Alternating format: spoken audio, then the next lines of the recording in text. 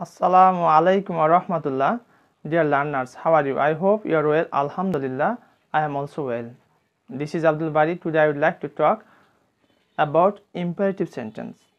You know that imperative sentence narration is so much important, and I will discuss 7 rules which are very much helpful to change direct to indirect narrations of imperative sentence. And you will also know from this class using of let. This is so much important. I think that you will stay with me and enjoy this class. Let's get started.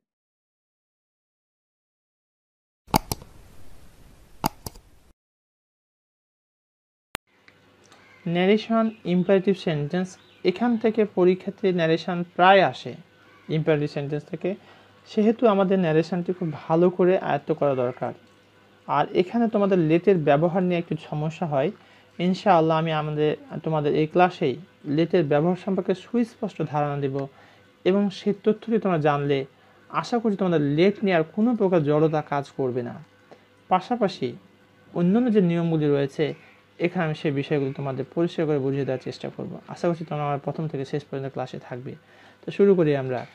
Rule 1, আমি 7টি rule নিয়ে কথা বলবো আজকে। তার rule 1টা প্রথমে দেখি আমরা।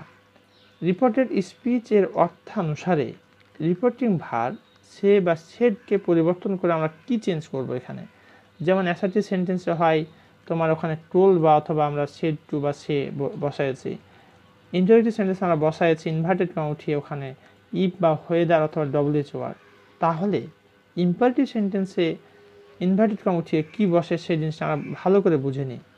আদেশ বুঝালে হবে ওয়ার্ডার বা ওয়ার্ডার্ড, অর্থাৎ রিপোর্টেড স্পিচে যদি আদেশ বোঝায় তাহলে রিপোর্টিং ভার্ব চেঞ্জ করে হবে ওয়ার্ডার অথবা ওয়ার্ডার্ড।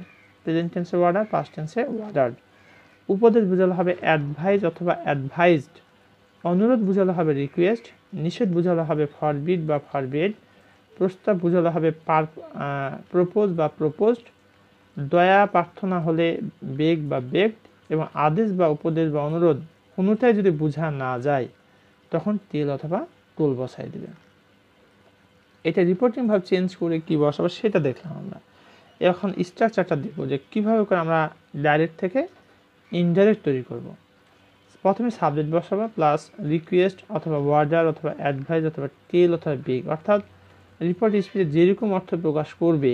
অনুরোধ বুঝালে রিকোয়েস্ট, ওয়ার্ডার আদেশ, অ্যাডভাইস উপদেশ, টেল হচ্ছে বলা, বেগ হচ্ছে প্রার্থনা বা ভিক্ষা, যেটাই বলি না কেন এই সমস্ত ক্ষেত্রে যেটা বোঝাবে সেই শব্দটা শুধু বসবে, বাকিগুলো আর বসবে না।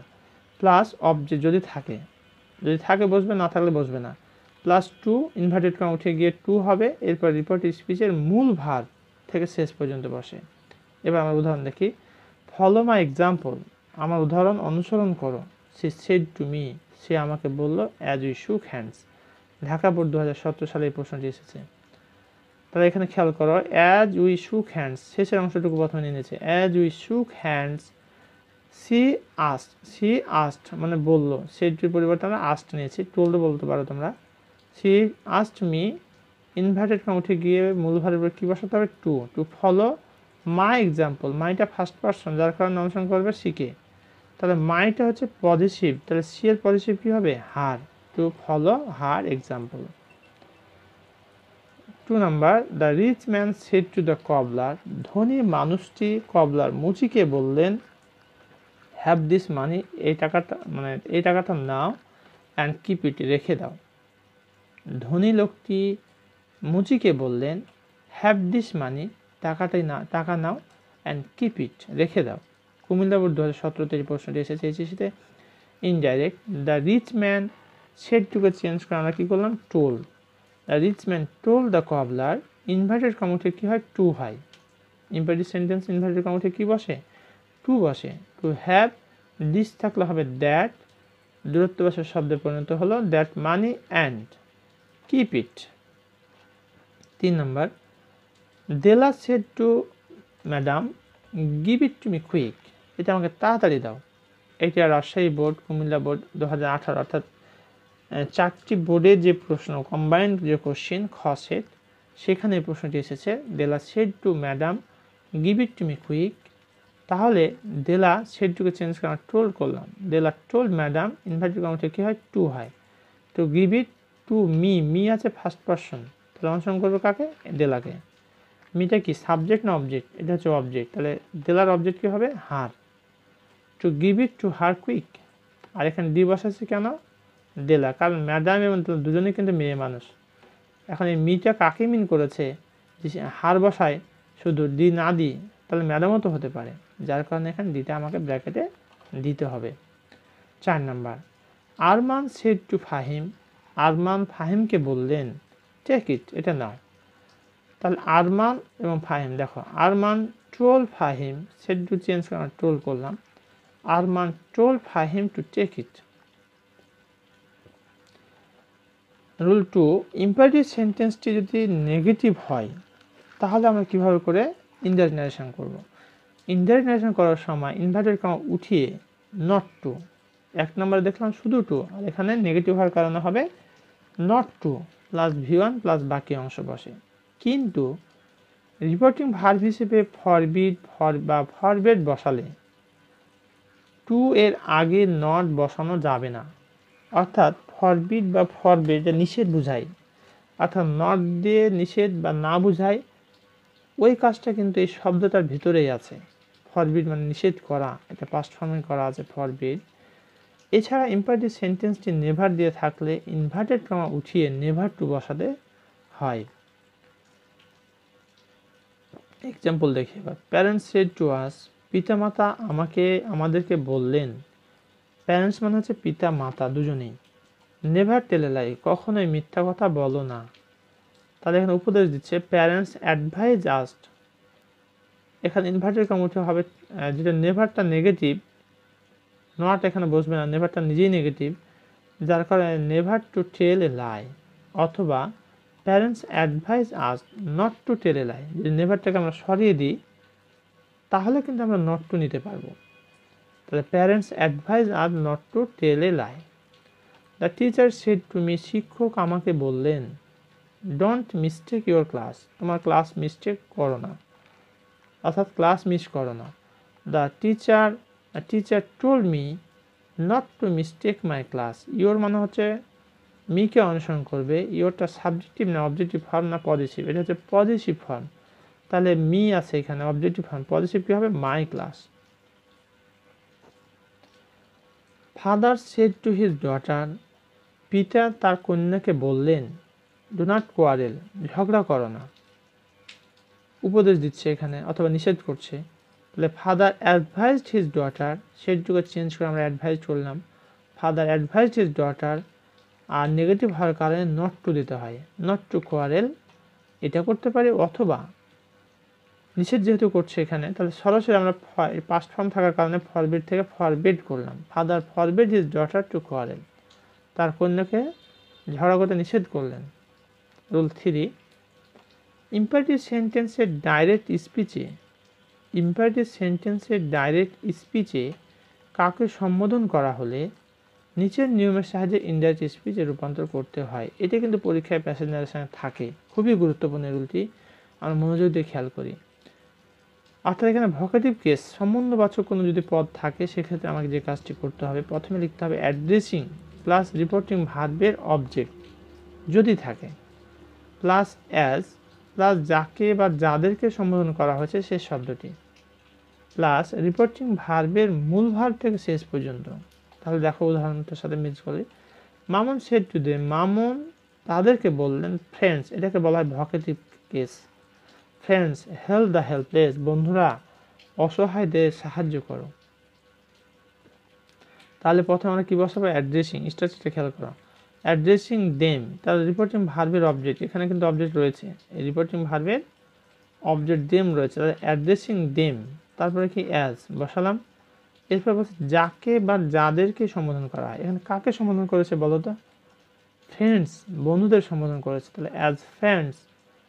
তারপর বলছে রিপোর্টিং ভার্বের মূল ভার্ব থেকে শেষ পর্যন্ত, মূল ভার্ব কোনটা,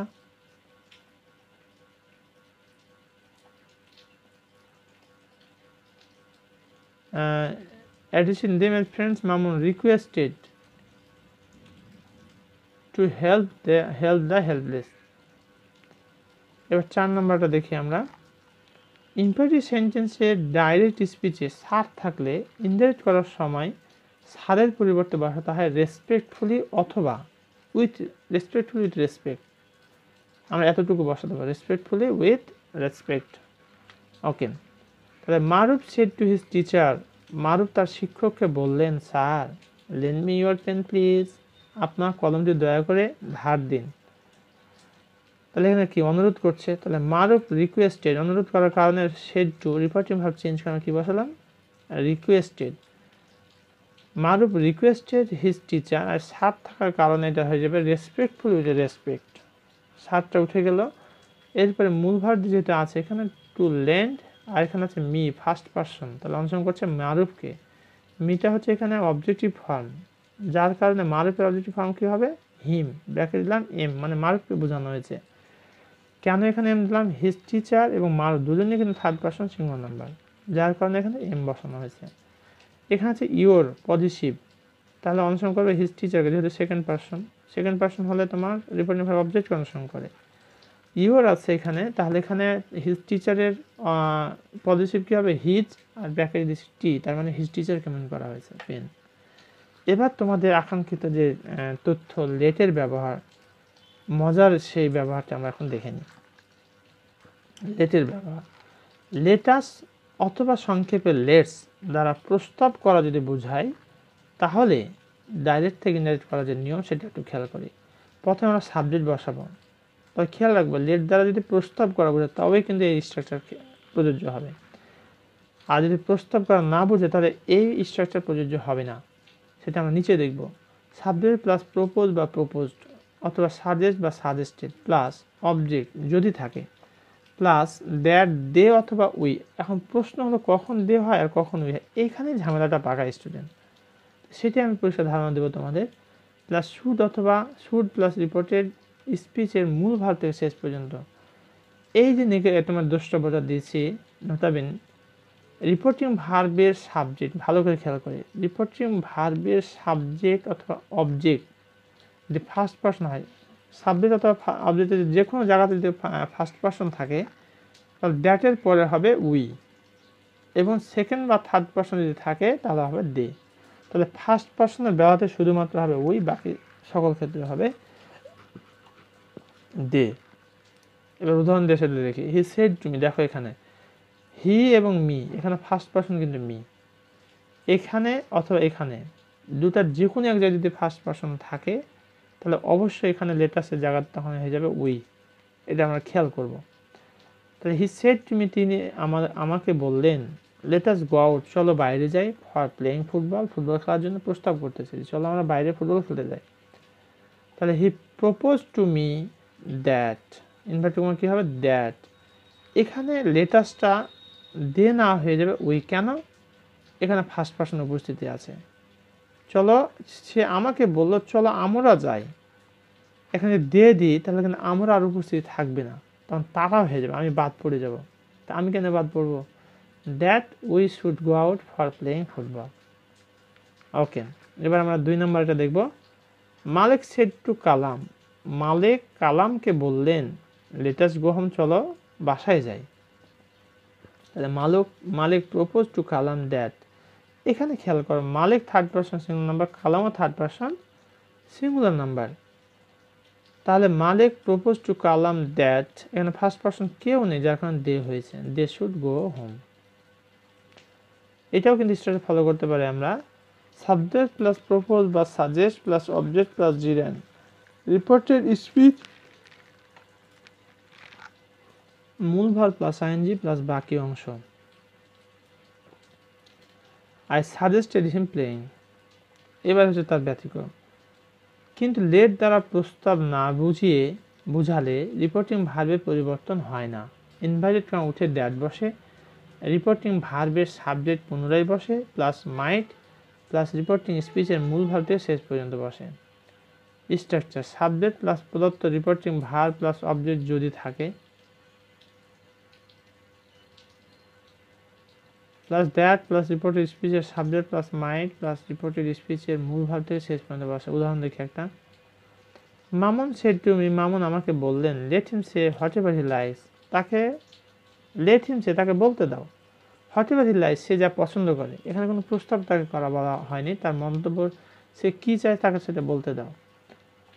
তাহলে মামুন টোল মি, সেটুকু চেঞ্জ করে টোল করলাম, দ্যাট ইনফিনিটিভ করতে দ্যাট হলো, দ্যাট হি সাবজেক্ট বসানো হয়েছে, হিমের subject he might say, he might say whatever he liked, এটা হচ্ছে প্রেজেন্ট ইনডিপেন্ডেন্ট, পাস্ট ইনডিপেন্ডেন্ট হয়ে গেল।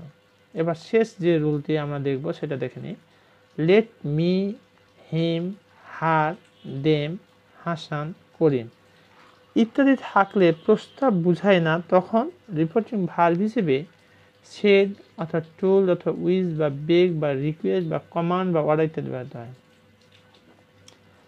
সাবজেক্ট প্লাস প্রদত্ত রিপোর্টিং ভার্ব উইজ বা বেগ অথবা রিকোয়েস্ট বা কমান্ড বা অর্ডার প্লাস অবজেক্ট যদি থাকে, plus that plus subject plus may অথবা মাইট বি অ্যালাউড, প্রেজেন্ট টেন্সে মে হয়, পাস্ট টেন্সে might be allowed, plus beyond plus বাক্যাংশ। দ্য পোর ম্যান সেড, গরিব লোকটি বললেন, let me have some food, আমার কিছু খাবার দাও। The poor man begged that, প্রার্থনা করছে, এখানে যেখানে বেগড হয়েছে, the poor man begged that he might have some food. My sister said let me go, আমাকে যেতে দিন। My sister wished that she might be allowed to go. My brother shed to me let me draw a picture of an elephant. My brother told me that he might be allowed অথবা draw a picture of an elephant. প্রিয় শিক্ষার্থী, এতক্ষণ পর্যন্ত ধৈর্য সহকারে আমার ক্লাসে ছিলে, অসংখ্য ধন্যবাদ তোমাদের। আর সবশেষে আমি তোমাদের যে রিকোয়েস্টটি করবো, প্লিজ একটি লাইক, একটি কমেন্ট, একটি শেয়ার করে আমাকে অনুপ্রাণিত করবে। তোমাদের একটি লাইক এবং একটি কমেন্ট আমাকে অনেক অনেক বেশি অনুপ্রাণিত করে, আরও অনুপ্রাণিত করে যখন তোমরা চ্যানেলটিকে সাবস্ক্রাইব করে আমার পাশে থাকো এবং বিভিন্ন প্রকার মন্তব্য দিয়ে আমাকে সহযোগিতা করো। তোমার যদি অপছন্দ হয়, ভালো না লাগে, ডিসলাইক করবে, সেটা তোমাদের এখতিয়ার। আশা করি তোমাদের ক্লাসটি ভালো লেগেছে এবং যদি কোনো সমস্যা হয়ে থাকে তাহলে আমাকে কমেন্ট করে জানিয়ে দাও ঝটপট, ইনশাআল্লাহ আমি তোমাদের কমেন্টের উত্তর দেবো। Please subscribe my channel. আর চ্যানেলটি সাবস্ক্রাইব করার জন্য তোমাদের যে কাজটি করতে হবে, ইউটিউবে গিয়ে সার্চ অপশানে লিখতে হবে ইংলিশ মোটিভেশন 21। মোটিভেশন আর 21-এর মাঝে কোনো স্পেস হবে না। এরপরে লাল একটা বাটন দেখতে পাবে subscribe, then subscribed, then comes bell icon button. এই বেল আইকন বাটনটি পাবে, এখানে প্রেস করলেই সেটি যখনই আমি ভিডিও আপলোড করব তখন পরবর্তী যত ভিডিও আমি আপলোড করবো সব ভিডিও তোমরা নোটিফিকেশান খুব সহজেই পেয়ে যাবে। এতক্ষণ পর্যন্ত আমার সাথে থাকার জন্য অসংখ্য ধন্যবাদ তোমাদের। আশা করছি তোমরা পরবর্তী ভিডিও আমার দেখবে এবং আমাকে অনুপ্রাণিত করবে। আর কোন দিকগুলি আরও ইমপ্রুভ করলে তোমাদের আরও ভালো মনে হয় বা ভালো লাগবে সেগুলো কমেন্ট করে আমাকে জানিয়ে দাও। ইনশাআল্লাহ আমি সেগুলো দেওয়ার চেষ্টা করবো। এবং তোমরা কোন ধরনের ভিডিও পেতে চাও, কোথায় তোমরা প্রবলেম ফেস করছো, সেগুলো আমার কমেন্ট করে জানিয়ে দাও। ইনশাআল্লাহ তোমাদের সেই ধরনের ভিডিও দিয়ে তোমাদের যে উৎসাহ বা চাহিদা সেগুলো ইনশাআল্লাহ আমি পূরণ করার চেষ্টা করব। ধন্যবাদ সবাইকে। আসসালামু আলাইকুম ওয়া রাহমাতুল্লাহ।